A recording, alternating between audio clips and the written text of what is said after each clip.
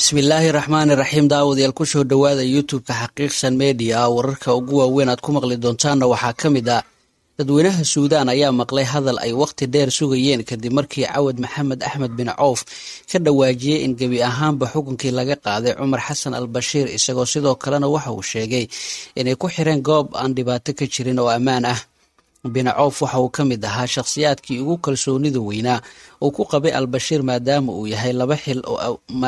hayay laba xil oo awood sare leh, wasiirka gaashaandhigga iyo sidoo kale xilka madaxweyne ku-xigeenka. albashiir ayaa bishii februari ku dhawaaqay in bin cawf uu yahay madaxweyne ku-xigeenka koowaad ee xukuumaddiisa, wuxuuna ka dhiganayay awoodda maadaama xilligaasi mudaharaadyada looga soo horjeedo dowladda ay sii xoogeysanayeen. sidoo kale madaxweynaha talada laga tuuray waxa uu isku dayay inuu sameeyo isbeddel weyn oo dhanka xukuumaddiisa ah, wuxuuna kala diray dhammaan wasiirada marka laga reebo 3 wasiir oo kale ah gaashaandhigga, arrimaha dibadda iyo cadaaladda. cumar waxa uu markaasi waddanka ku soo rogay xaalad degdeg ah oo soconaysa muddo sanad ah. waqtigaasi dunida oo dhan waxay cawad bin cawf u aragtay inuu yahay qofka keliya uu naftiisa ku aamini karo bashiir, waxauna ka dhigtay difaaciisa si uu xukuumadda u ilaaliyo. sidoo kale dhammaan guddoomiyaasha dowladda ama gobollada waxauu ka dhigay saraakiil militari, balse wax walba waa ay soo dhammaadeen. haddaba waa kumaco cawad bin cawf. bin cawf waxa uu horaantii kontomeyadii ku dhashay qura, meel la yiraahdo oo ku taala degmada wad maalik.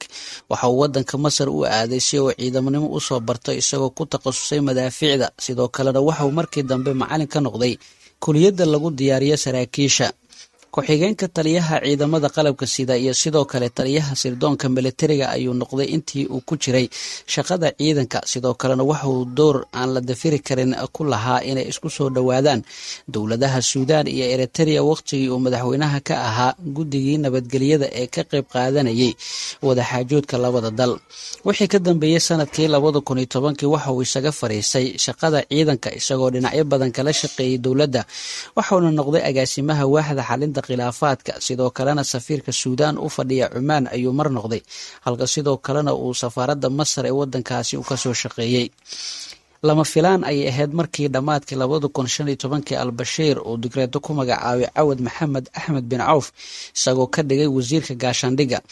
sida la fahamsan yahay ciidanka suudaan waxay qaadeen tallaabo aan la dafiri karin tan iyo markii xilka loo magacaabay, balse wuxuu ka biyadiiday inuu qaato talada shacabka ahayd inay dowladda ciidamadeeda kala soo baxday yemen, wuxuuna garab istaagay go-aankii dowladda isagoo sheegay inay isbahaysiga kasii mid ahaan doonaan. ugu dambeyntii cawad waa mid aysan ku qanacsaneen qaramada midoobey oo ku dartay liiska dadka mas-uulka ka ahaa dhibaatooyinkii ka dhacay daarfuur sanadkii 2000. sidoo kalena maraykanka waxa uu isagana uu ku daray dadka u calaamadaysan ee dhibaatooyinka ay ku eedeeyeen.